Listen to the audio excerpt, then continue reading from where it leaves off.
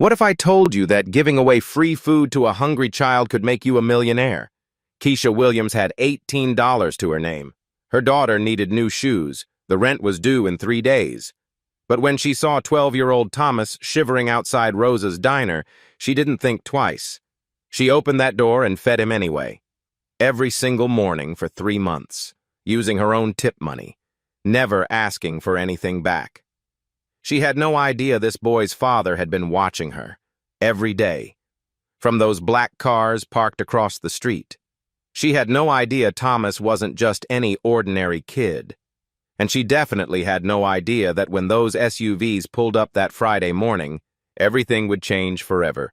Because sometimes, when you give everything you have to someone who needs it, the universe gives you back something incredible. This is that story.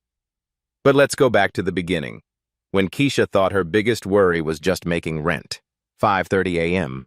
The alarm screamed in Keisha's cramped one-bedroom apartment above the laundromat. Maya, her 8-year-old daughter, was still curled up on the pull-out couch they called her bed. Keisha padded to the kitchen 3 steps from anywhere to anywhere else and opened the fridge. Half a loaf of bread, generic peanut butter running low, a carton of milk that would last maybe 2 more days. She counted the coins in the mason jar on the counter. $18.37 until Friday. Maya's school shoes had holes so big you could see her socks, but rent was due in 3 days. $18, she whispered to herself. Just make it to Friday. The math was always the same, always brutal. Rosa's diner sat on the edge of downtown like a stubborn old dog that refused to move. Yellow booths with duct tape holding the cracks together, coffee that had been brewing since the Clinton administration. But it was work, and work meant survival. "Morning, Mr. Rosa," Keisha called out, tying her apron as she walked through the back door. "You're 5 minutes late, mija," Rosa grumbled, but his eyes were kind. At 68, he'd hired Keisha 6 months ago when no one else would. Single mother, no restaurant experience, desperate. He'd seen it all before. The morning rush was the same every day. Construction workers grabbing coffee and donuts. Night shift nurses stopping by before heading home. People who tipped in quarters and knew exactly how much those quarters meant. Keisha remembered every order. Jerry, the electrician, liked his eggs over easy with extra toast. Mrs. Patterson, the postal worker, needed her coffee black with 2 sugars, no conversation before 7 a.m. The homeless woman who came in twice a week got a full meal that Keisha paid for with her own tips. "You can't keep doing that," Rosa warned after the woman left. "We're not a charity." But Keisha couldn't help herself. She'd been that hungry once. She remembered being 12 years old, standing outside restaurants, too proud to ask but too hungry to leave. During her break, she pulled out the community college brochures she kept hidden under the register. Nursing program. 2 years. Evening classes. The application fee alone was $60 more than she had left this week. Maya deserved better than this. They both did. But every time Keisha started to fill out the application, something else came up. Maya's school supplies, a medical bill, the rent increased, the car registration. Life had a way of keeping dreams on the shelf. Her phone buzzed. Text from Maya's after-school program. "Please remember to send snack money tomorrow." $3. $3. For most people, pocket change. For Keisha, it meant choosing between Maya's snack and her own lunch. She chose Maya's snack. She always chose Maya. That afternoon, a customer left his business card on the table. Keisha picked it up before wiping down the booth. Harrison Tech Solutions, with a sleek logo that looked expensive. The man who'd dropped it was long gone, driving away in a black sedan she'd noticed parked outside a few times lately. She almost threw the card away, then slipped it into her pocket instead. Not sure why. At 2 p.m., her shift ended. Time to pick up Maya from the community center where she stayed until Keisha could afford real childcare. Which might be never. "Mommy, Emma got new light-up shoes today," Maya announced as they walked home. They make sounds when she walks. Keisha looked down at Maya's worn sneakers, the ones with holes she'd tried to patch with duct tape. Maybe for your birthday, sweetheart.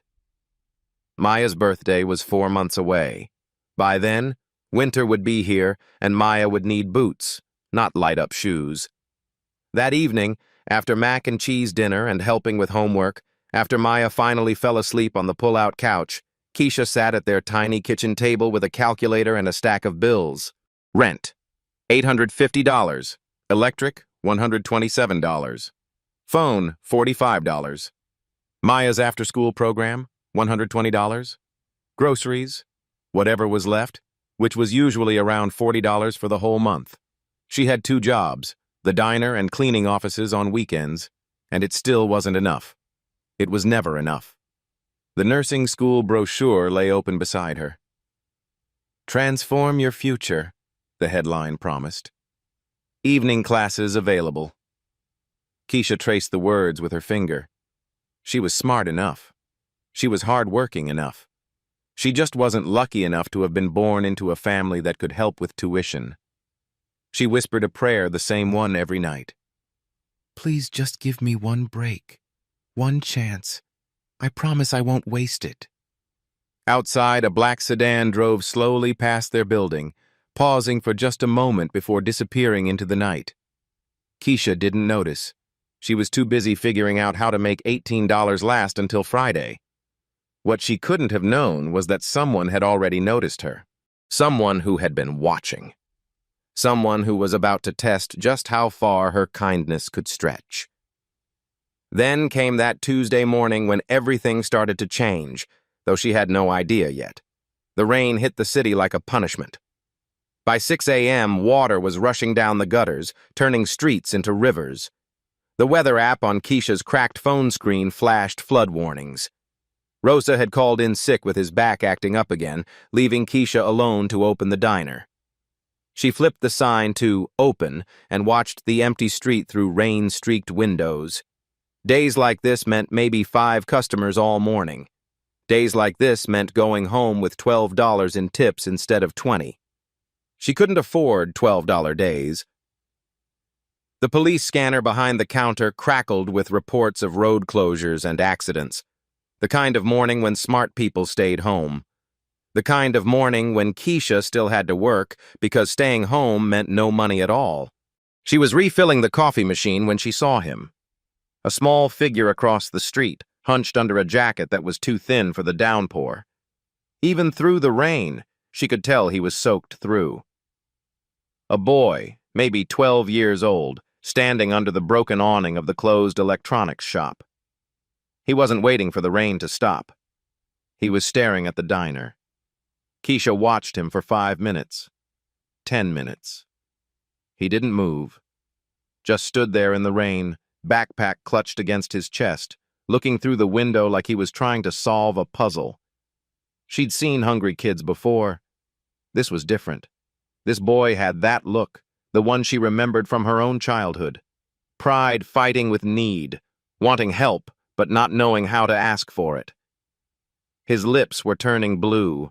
The boy took a step toward the diner, then stopped. I took another step, stopped again, like he was fighting with himself.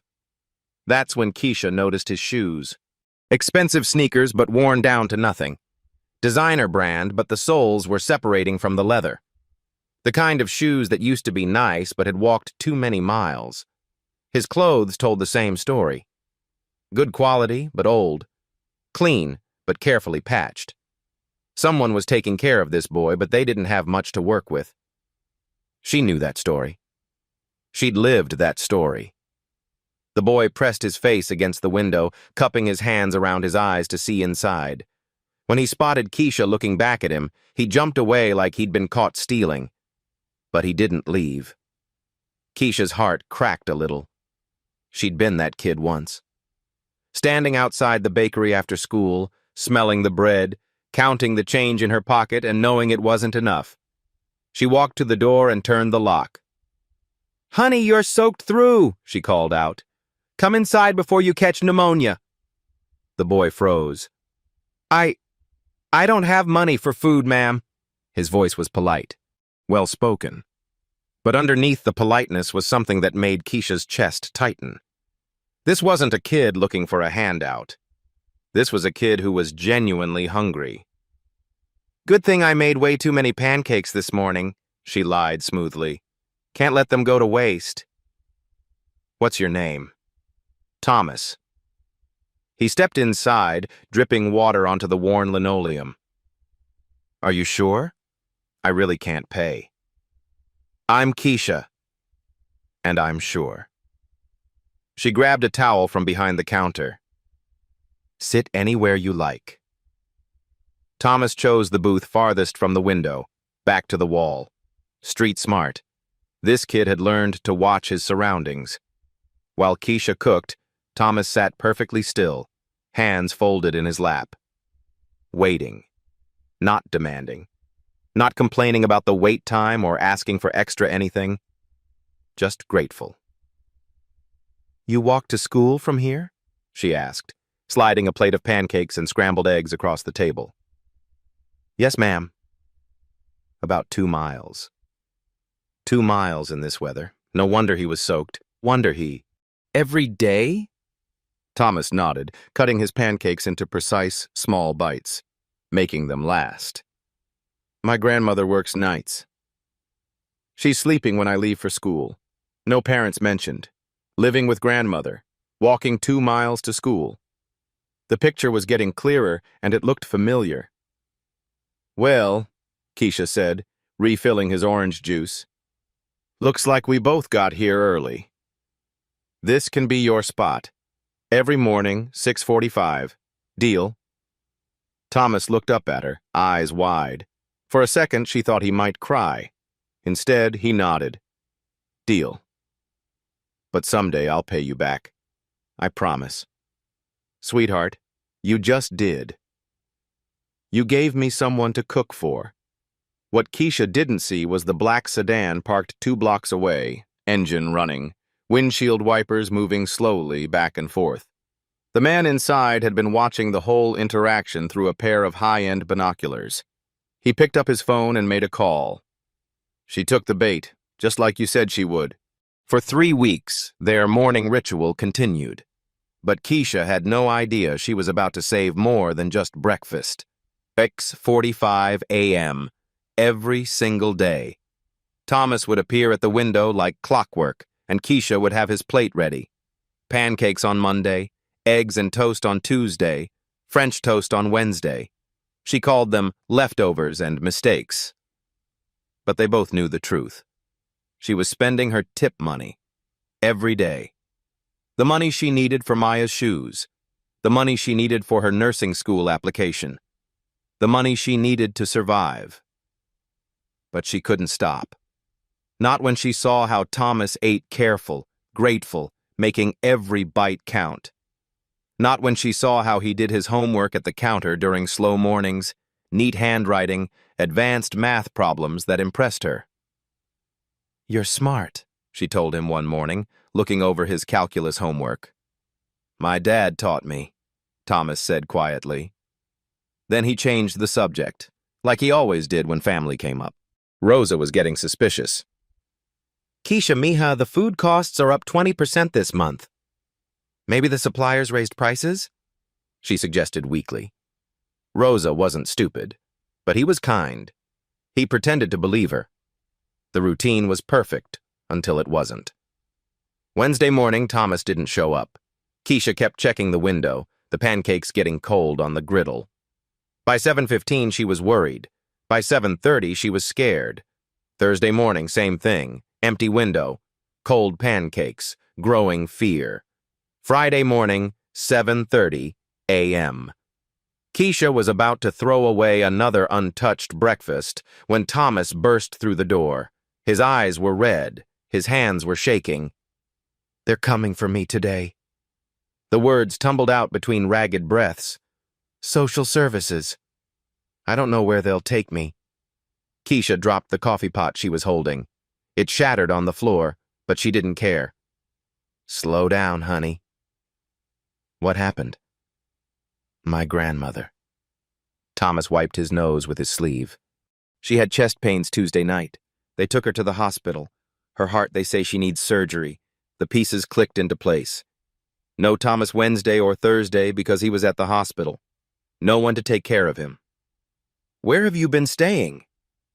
With Mrs. Lane next door, but she can't keep me. She's got her own grandkids. Thomas's voice cracked. The social worker lady called this morning. She's coming at 10 a.m. to pick me up. Pick you up for what? Foster care, until grandmother gets better, if she gets better. Keisha felt something fierce rise up in her chest. The same feeling she got when Maya was sick, when Maya was scared, when Maya needed her mama to fix the unfixable. Come on. She grabbed her purse and her keys. We're going to fix this. But you're working. Rosa, she called to the back office. Family emergency. Can you cover my shift? Go, mija. Family first. Thomas stared at her. I'm not your family. You are now. The drive to the hospital ate up 2 hours and half a tank of gas. Hospital parking was $8. $8 Keisha didn't have, but she fed quarters into the meter anyway. The ICU was a maze of beeping machines and worried families. Thomas led her to room 314, where a tiny woman lay connected to more wires than seemed possible. Grandma, Thomas whispered. The woman's eyes fluttered open. When she saw Thomas, she tried to sit up. My boy, my sweet boy. Her voice was weak but fierce. They want to take you away. This is Keisha, Thomas said. She's the one I told you about. The one who feeds me breakfast. The grandmother's eyes found Keisha's. You're the angel. I'm just a waitress, ma'am. But I'm here to help. For the next 4 hours, Keisha became someone she didn't know she could be. She talked to nurses, demanding answers. She cornered doctors, asking questions. She called the social worker and negotiated like her life depended on it. The boy has a temporary placement lined up with a church family, she told the social worker over the phone. Mrs. Patterson from First Baptist. She's taking him tonight. It was a lie. She didn't know Mrs. Patterson from First Baptist, but she'd figure it out. She spent her last $20 on parking extensions. Her phone was buzzing with messages from Maya's school. Where was she? Maya was waiting in the aftercare program, wondering why Mommy was late. But Keisha couldn't leave. Not yet. At 6 p.m., she finally had good news. The surgery was scheduled. Thomas could stay with the church family. The social worker was satisfied. Thomas hugged his grandmother goodbye, promising to visit every day after school. In the hospital elevator, he turned to Keisha. Why did you do all that? You don't even know me. The elevator doors opened, and they walked toward the parking garage. Keisha thought about her answer. She thought about being 12 years old and having nobody. She thought about Maya and how she'd want someone to help her daughter if she was ever in trouble. Because somebody should have helped me when I was 12, she said finally. Thomas was quiet until they reached her beat-up Honda. How much did today cost you? Keisha didn't want to think about it. Gas, parking, lost wages from missing her shift, lost tips. At least $60, maybe more. Don't worry about that. But you need that money. I've seen you counting your tips. I know you're struggling. Smart kid, too smart. Sometimes the right thing costs more than you can afford, she said. You do it anyway. They drove in comfortable silence until Thomas spoke again. My dad's coming back next week. He's been away on business, but grandmother's surgery changed everything. He'll want to meet you. I'd like that, Keisha said, imagining a man who worked construction or drove trucks. Someone who'd raised such a polite, smart boy couldn't be too bad. He's going to want to pay you back. For everything. You tell your dad that seeing you safe is payment enough. What Keisha didn't see was the black sedan following them home, staying 3 cars back, professional and invisible. The driver was speaking quietly into a Bluetooth headset. Yes, sir. She did exactly what you predicted. Spent money she doesn't have, missed work, put the boy first. A pause. Your assessment was correct. She's the real deal. Keisha thought she'd simply helped a child in need. She had no idea that the child was about to repay her in ways she never imagined. Saturday morning felt different. Keisha dragged herself to work on 3 hours of sleep, her body aching from the stress of the previous day. Maya had asked a dozen questions about why Mommy was so late picking her up, questions Keisha couldn't fully answer. "You look terrible, mija," Rosa said as she tied her apron. His eyes were concerned but not angry. "Is everything okay with your family?" "Just a friend who needed help," she said, which was true enough. Rosa nodded and didn't press. That's why she loved working for him. The diner felt empty without Thomas at 6:45. Keisha kept glancing at the window, missing their morning routine more than she expected. She'd gotten used to his quiet presence, his polite, "Thank you, Miss Keisha," his homework spread across the counter. At 10 a.m., the bell above the door chimed. Keisha looked up from the register and nearly dropped the coffee pot again. Thomas walked in, but he wasn't alone. Behind him, a tiny woman in a wheelchair, an oxygen tank attached to the side, but her eyes bright and fierce. "Grandma wanted to meet you," Thomas said, his face lighting up for the first time in days. The grandmother wheeled herself closer to the counter, her gnarled hands gripping the armrests. When she spoke, her voice was weak but determined. "You," she said, pointing a shaking finger at Keisha. "You saved my boy's future." "Ma'am, I just—" "No." The old woman's voice grew stronger. "Don't you dare minimize what you did. I know what it cost you. Thomas told me everything." Keisha glanced at Thomas, who looked embarrassed but proud. "You used your own money," the grandmother continued. "You missed work. You fought for a child who isn't even yours." Tears gathered in her eyes.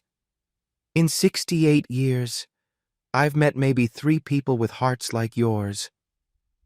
She reached into her purse and pulled out a worn envelope, the kind that had been folded and refolded 100 times. "This is for you. For everything." She opened the envelope and Keisha's breath caught. Bills. Lots of them. 1s and 5s and 10s, but more money than she'd seen in one place in months. "I counted it 3 times, the grandmother said. $300. It's everything I have saved for Thomas's school clothes and supplies, but—" "No." Keisha stepped back like the money might bite her. "No, ma'am, I can't take that." "You have to. It's not enough. It'll never be enough for what you did, but it's all I have." Keisha thought about Maya's shoes with the holes, about the nursing school application sitting unfinished on her kitchen table, about the $18 in her mason jar that was now down to maybe $6. $300 would solve everything. For a while, anyway.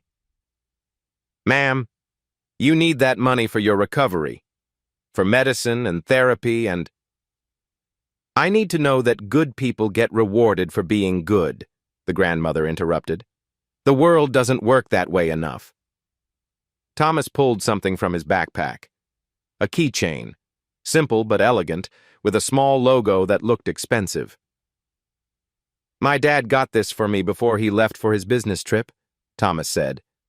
"But I want you to have it. So, you remember that good things happen to good people." Keisha took the keychain, studying the logo. Harrison Tech Solutions. Where had she seen that before? "Your father works in computers?" "Something like that," Thomas said, smiling mysteriously. "He'll be back next Friday." "He really wants to meet you." The grandmother leaned forward in her wheelchair. "Child, my grandson's father is going to want to thank you properly.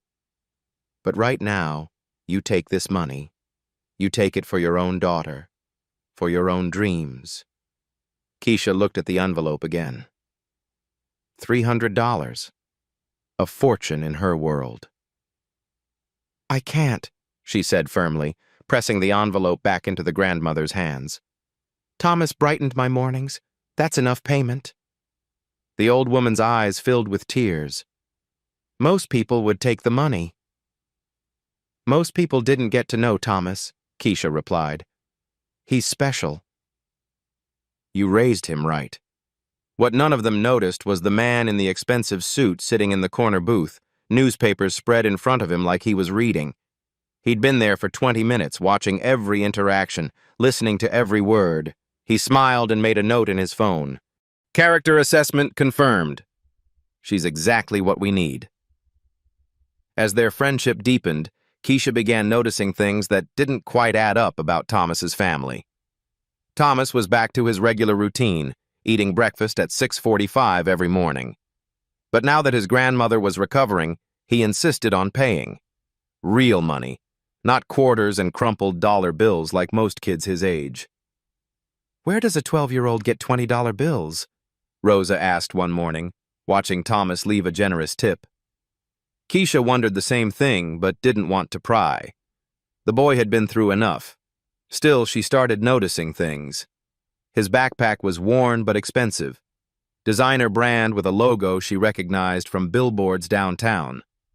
His phone was the newest model, the kind that cost more than Keisha made in 2 weeks.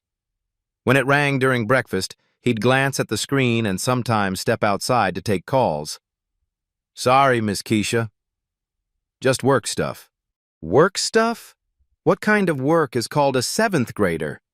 Tuesday morning, she overheard part of his conversation through the window. No, the user interface needs to be more intuitive. Kids won't engage if they can't figure it out in 30 seconds. Pause. Yes, I tested it myself. Trust me, Dad, 13 clicks is too many. Keisha stared. That wasn't how 12-year-olds usually talked. Wednesday, an elderly customer was struggling with his smartphone, trying to video call his grandson. Thomas noticed and walked over. May I help, sir? Within minutes, Thomas had the man connected to his family, had shown him 3 shortcuts, and had downloaded an app that would make future calls easier. Son, you know more about this thing than the kid at the phone store, the man said, amazed. My dad's company makes technology that helps people communicate better, Thomas replied casually. We beta test everything before it goes public. We? Beta test? That afternoon, Keisha Googled Harrison Tech Solutions on the library computer during her break. Her heart nearly stopped. The logo from Thomas's keychain filled the screen. But this wasn't some small local business. This was a major tech company. Articles about artificial intelligence. Something called Series B funding. Numbers with more zeros than she could count. The founder's photo was professional and confident, but the website only showed him from behind or in silhouette. Visionary leader transforming education through technology, the bio read. David Harrison believes technology should serve everyone, not just the privileged. David Harrison, Thomas's father. Keisha's hands shook as she scrolled through more articles. Harrison Tech raises $50 million. Revolutionary AI platform serves 2.3 million students. The startup that's changing everything. This couldn't be the same family. Could it? Thursday morning, she watched Thomas more carefully. The way he carried himself. The way he spoke to adults like an equal.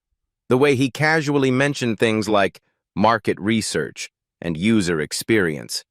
And those black cars that seemed to be everywhere lately, always parked where they could see the diner, always with professional-looking drivers who never came inside. Thomas, she said carefully, what exactly does your father do? Thomas smiled that mysterious smile she was getting used to. He solves problems people didn't know they had. When Friday morning arrived, Keisha expected to meet a grateful parent. What she got was a revelation that changed everything. 6:30 a.m. Keisha was prepping the morning specials when she heard them. Car doors slamming. Not one or two, multiple doors, closing in perfect sequence like a military operation. She looked through the window and felt her breath catch. 3 black SUVs had pulled up to Rosa's diner. Professional drivers. tinted windows, the kind of vehicles that screamed money and power. "What in the world?" Rosa muttered, peering over her shoulder. Keisha's first thought was that they'd made a mistake. Wrong location. Maybe some corporate meeting was supposed to happen at the fancy hotel downtown, not at a rundown diner on the edge of nowhere. Then she saw Thomas through the window, face pressed against the glass, eyes lighting up like Christmas morning. "Dad's here!" he called out, bursting through the door. "Dad?" The lead SUV's door opened, and out stepped a man who commanded attention without trying. Tall, confident, wearing a suit that probably cost more than Keisha's rent. But his smile was warm and real and exactly like Thomas's. "Dad!" Thomas ran to him, and the man caught him in a hug that made Keisha's heart squeeze. "Hey, buddy." "Miss me?" "Every day. Dad, this is Keisha, the one I told you about." The man walked toward the diner, and Keisha tried to process what she was seeing. This wasn't the construction worker or truck driver she'd imagined. This was someone who belonged in boardrooms and magazine covers. He extended his hand to her. "David Harrison, I've heard so much about you." Harrison, Thomas's keychain, the business card, the Google search. It hit her all at once. You're Harrison from Harrison Tech Solutions." David's smile widened. "Guilty as charged, and you're the woman who's been taking care of my son." Keisha felt the room spin slightly. She gripped the counter for support. "The customer who dropped the business card." "That was you?" "3 months ago, yes. I'd been coming here for weeks, watching Thomas's routine, making sure he was safe." David's expression grew serious. "I needed to know who was in my son's life when I couldn't be there." Rosa whistled low under his breath. "Mija, you didn't tell me you were friends with millionaires." "I didn't know," Keisha whispered. Thomas bounced between them, excited. "Dad, tell her about the company. Tell her about the new program." "Slow down, Thomas." "Oh," David chuckled, but his eyes never left Keisha's face. "Miss Williams, may I ask you something? Why did you help my son?" The question caught her off guard. Because he needed help. You used your own money. Money you couldn't afford to spend. How did he know that?" Keisha's cheeks burned. "Thomas is a good kid." "Yes, he is. But that's not why you helped him." David pulled out his phone, scrolled through something, then turned the screen toward her. "This is a report from the private investigator I hired to watch Thomas. Would you like to know what it says about you?" Keisha's mouth went dry. "You had me investigated?" "I had to know who was caring for my son." The report is illuminating. David began reading. "Subject consistently arrives early to work despite obvious financial stress. Pays for meals for homeless individuals using personal tips. Advocates for elderly customers who have billing disputes. Missed full day of work to help unrelated child navigate hospital bureaucracy." He looked up. "Shall I continue?" "You've been watching me for months." Keisha's voice was barely audible. "I've been protecting my investment," David said gently. "Not financial investment, human investment. Thomas chose you. Out of everyone in this neighborhood, everyone he encountered, he chose you to trust. In my experience, 12-year-olds are excellent judges of character." Thomas stepped forward. "Dad had to go to California for work, but he made sure I was safe." "The cars outside? Those were his people, making sure nothing bad happened to me." "You mean—" Keisha's brain was struggling to catch up. "The whole thing was a test," David confirmed. "Not of you, you were never being tested. You were being observed. Thomas was learning about independence, about making good choices, about recognizing genuine kindness versus manipulation." "I don't understand." David's expression softened. "Keisha, may I call you Keisha? My company has been successful beyond my wildest dreams. We've got more money than we know what to do with. But all the money in the world can't buy what you gave my son." "What did I give him?" "You showed him that kindness exists without expectation of reward, that good people will help others even when it costs them dearly.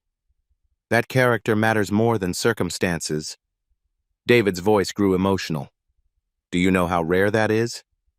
Especially for a kid who's grown up around people who always want something?" Thomas nodded enthusiastically. "Dad says most people are nice to me because they know who he is. But you were nice to me when you thought I was nobody." "You were never nobody," Keisha said automatically. "Exactly." David smiled. "That's exactly what I hoped you'd say." The other SUVs had emptied during their conversation. Professional-looking people in expensive clothes were filing into the diner, tablets and phones in hand, treating Rosa's like it was perfectly normal to hold a business meeting over coffee and donuts. "Dad," Thomas said, "show her the proposal." "Proposal?" Keisha echoed. David pulled a leather folder from his briefcase. "Keisha Williams, I'd like to offer you a job." "A job?" She laughed nervously. "Mr. Harrison, I'm a waitress. I don't know anything about technology." "You know about people," David replied. "And that's exactly what we need." What David offered next would not only change Keisha's life, it would transform her entire community. David opened the leather folder, revealing documents that looked more official than anything Keisha had ever seen. Letterhead, seals, numbers that made her dizzy. "Community Impact Director," he said, sliding the papers across the counter. "Starting salary, $120,000 annually, plus benefits, plus equity in the company." Keisha stared at the number. She read it 3 times to make sure she wasn't hallucinating. "Mr. Harrison, I think you have me confused with someone else." "David," and no confusion at all. He leaned against the counter like they were discussing the weather, not her entire future. "Harrison Tech Solutions is expanding our education programs to 50 underserved communities across the country. We need someone who understands both the technology and the real needs of families like yours." Rosa dropped the coffee pot he was cleaning. It clattered against the sink but didn't break. "Your job," David continued, "would be implementing our AI tutoring programs in communities that need them most.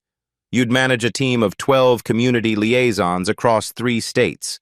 You'd work directly with me on product development, making sure our technology actually serves the people who need it. I don't know anything about artificial intelligence. You know about Thomas. You know about Maya. You know about every family that comes through this door struggling to give their kids a better life." David's voice grew passionate. "Our programmers are brilliant, but they've never worried about choosing between groceries and school supplies. They've never had to explain to a child why they can't afford the things other kids have." Thomas nodded enthusiastically. "Dad says the best products come from people who live the problems they're trying to solve." "But You're just what?" David interrupted gently. "Just someone who navigated hospital bureaucracy to save a child from foster care? Just someone who advocated with social workers like you'd been doing it for years? Just someone who saw a system failing a kid and refused to accept it?" Keisha felt tears prick her eyes. When he put it like that. "The position comes with a fully funded master's degree in educational technology," David continued. "Classes designed around your schedule, mostly online, with direct mentorship from our senior team. We invest in our people's growth because it makes our mission stronger." He pulled out another document.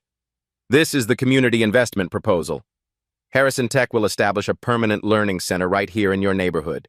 $200,000 in initial funding. Rosa's Diner becomes our unofficial headquarters for parent engagement programs." Rosa's eyes went wide. "My diner?" "Your diner feeds the community," David said with a smile. "We want to help you do it better. New equipment, expanded space, catering contracts for all our educational events." Thomas pulled out his laptop, of course he had a laptop, and opened a presentation. The screen showed architectural plans, budget projections, and program outcomes from other cities. "This is what we've done in Seattle," Thomas explained, clicking through slides like a seasoned presenter. "Reading levels up 40%, Parent engagement up 300%. Local unemployment is down by half. Thomas helped design the student interface, David added proudly. He's been my primary beta tester since he was 8 years old. That explained so much. Advanced vocabulary, business knowledge, the confidence with adults. I don't understand, Keisha said slowly. Why me? You could hire anyone. People with degrees and experience and... Because you don't see Thomas as a rich kid or a poor kid or a test score, David interrupted. You see him as Thomas. That's exactly the perspective we need. He shared his own story then. Foster care until 18, working 3 jobs to get through college, building the company because he believed technology should serve everyone, not just the privileged. I know what it's like to be hungry, he said quietly. I know what it's like to have dreams bigger than your bank account. That's why Thomas and I moved to this neighborhood 6 months ago. We wanted him to understand that not everyone has what we have. You live here? Keisha asked, stunned. 3 blocks away. The house with the blue shutters and the vegetable garden. Thomas walks to school every morning because I want him to understand his community, not just observe it from a car window. Thomas grinned. Plus, I like the walk. Give me time to think about code. David pulled out one more document. This is the real offer, Keisha. We're not just hiring you. We're committing to your community. The Learning Center will serve 500 families in its first year. We'll hire locally teachers, administrators, support staff. We estimate 60 new jobs in the first 18 months. The numbers were overwhelming. The opportunity was overwhelming. Everything was overwhelming. I need to think about this, Keisha whispered. Of course you do. David's smile was understanding. But while you're thinking, consider this. Every morning for 3 months, you chose kindness over convenience. You chose Thomas over your own financial security. You chose hope over fear. He stood up, straightening his suit jacket. That's not luck. That's character. And character can't be taught or bought or faked. Thomas closed his laptop and looked at her seriously. Miss Keisha, you saved me when I needed saving. Now let us help save your community. The diner was quiet, except for the hum of the coffee machine and the scratch of pens as David's team worked on tablets in the corner booths. One more thing, David said, reaching into his briefcase. This is for Maya. He handed her an envelope. Inside was a letter of acceptance to Riverside Academy, one of the best private schools in the city. Full scholarship, he said simply. Whether you take the job or not. Because good kids deserve good opportunities, and good mothers deserve to see their children thrive. Keisha stared at the letter, then at Thomas, then at David. Her whole world had just changed in the space of an hour. 6 months later, the transformation was beyond what anyone had imagined possible. The same woman who used to count quarters for her daughter's school milk was now standing in front of a room full of parents, teaching them how to use tablets to help their kids with homework. Remember, Keisha said, her voice confident and clear. The AI tutor adjusts to your child's learning speed. If Maria is struggling with fractions, the program will slow down and try different approaches until she gets it. Maria's mother raised her hand. What if I don't understand it either? Then you learn together, Keisha smiled. That's the point.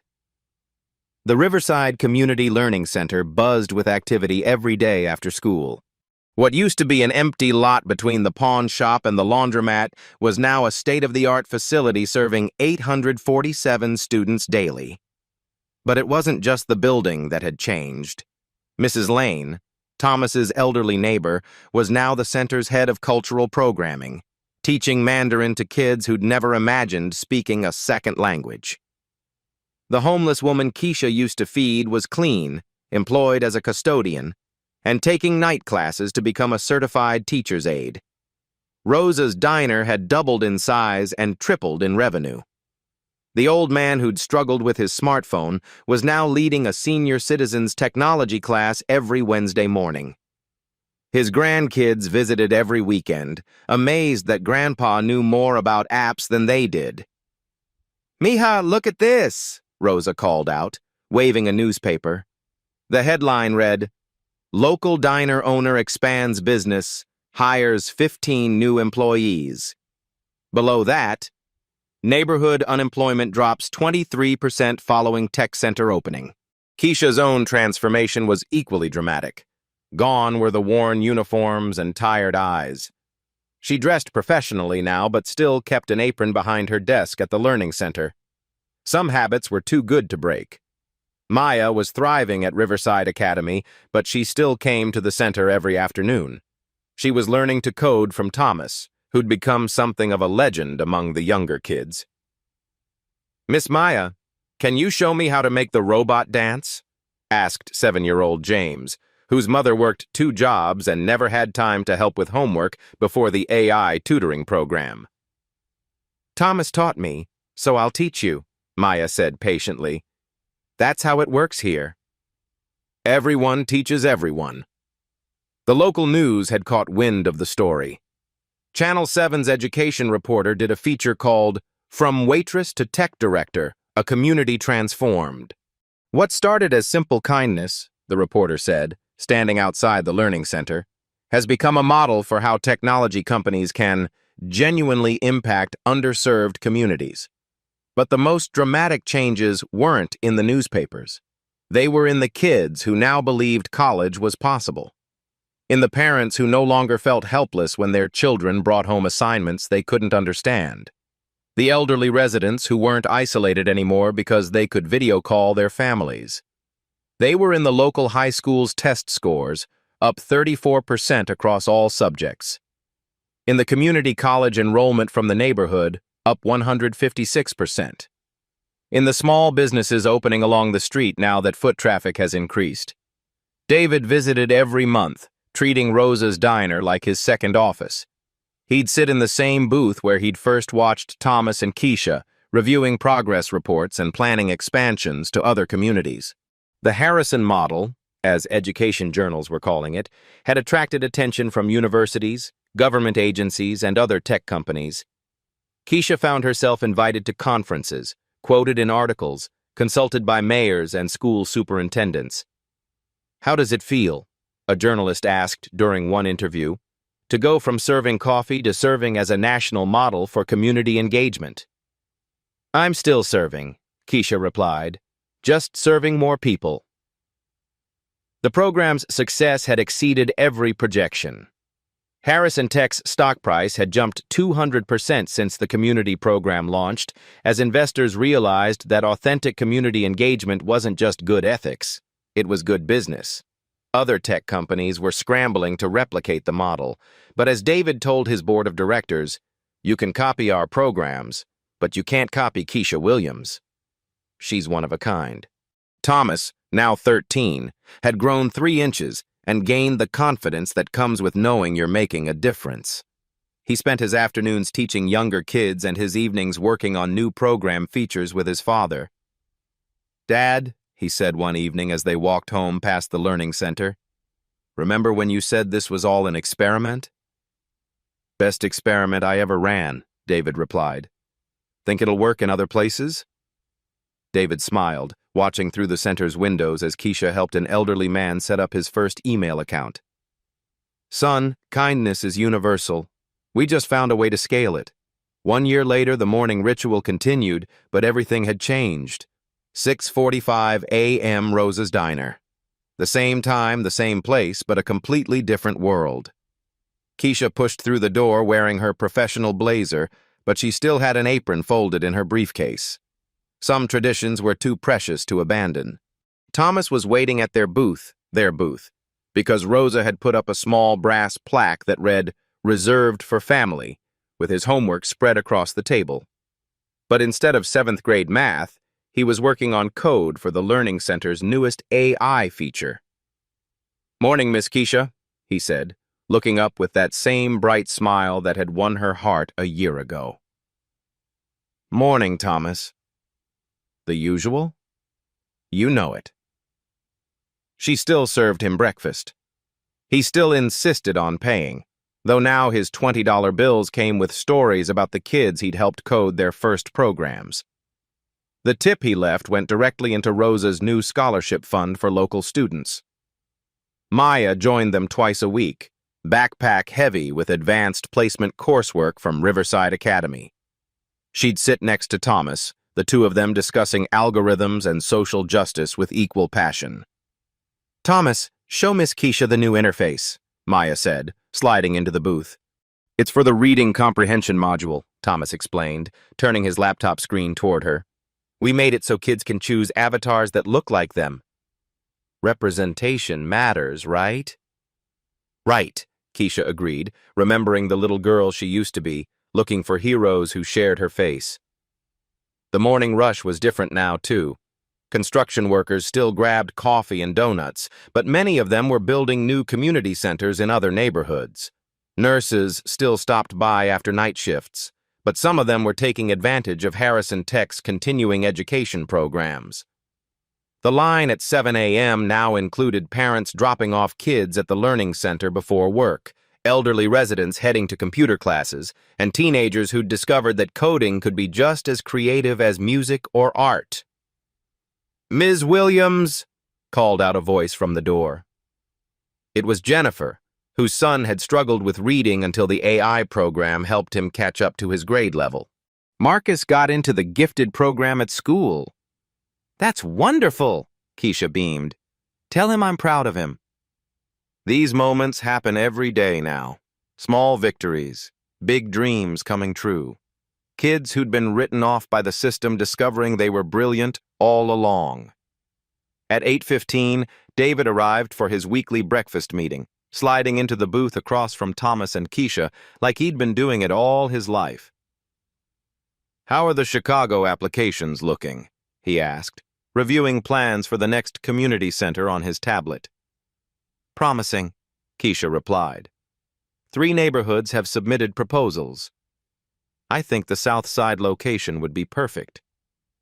"Dad," Thomas said, "remember when you first saw Miss Keisha help that homeless lady with her meal?" David smiled. "I remember thinking, that woman understands what we're trying to build." "And now?" "Now I think we're building something she taught us was possible." Keisha's story reminds us that every single day we have chances to change someone's life, and in doing so, change our own. She started with $18 and a heart full of kindness. She ended up transforming an entire community and becoming a national leader in educational technology. Not because she was lucky, but because she chose to help when it would have been easier to look away. Think about your own neighborhood, your own community. Who's the kid standing outside in the rain? Who's the person everyone else walks past? Who could use what you have to offer, even if what you have feels small? Your smallest act of kindness might be someone's biggest breakthrough. Share this story if you believe in the power of ordinary people doing extraordinary things. Tell us in the comments about a time when helping someone led to something amazing you never expected. And if you want more stories that prove kindness is the most powerful force for change, hit that subscribe button. Subscribe. Because the world needs more people like Keisha, people who believe that giving everything you have is how you get everything you need. What if the next person you help is waiting to help you change the world? The story you heard today wasn't cleaned up. It was told exactly as it happened. At Black Voices Uncut, we believe that's the only way truth can live. If you felt something, hit like, comment, and your reaction, and subscribe. Every week, we bring you voices that refuse to be silenced.